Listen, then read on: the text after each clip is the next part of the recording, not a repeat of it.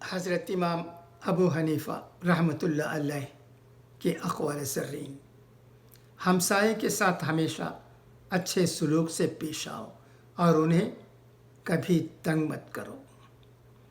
جب اذان کی آواز سنو تو فوراً نماز کے لیے تیار ہو جاؤ اور نماز اول وقت میں پڑھا کرو۔ جس عہدہ اور خدمت کی تم میں قابلیت نہ ہو اسے ہرگز قبول نہ کرو۔ جو لوگ آداب مناظرہ سے واقف نہ ہوں یا مجادلہ و مکابرہ یعنی بحث کرنا چاہیں ان سے گفتگو نہ کرو۔ بازاروں میں زیادہ نہ پھرو، نہ چلتے پھرتے راستے میں کوئی چیز کھاؤ۔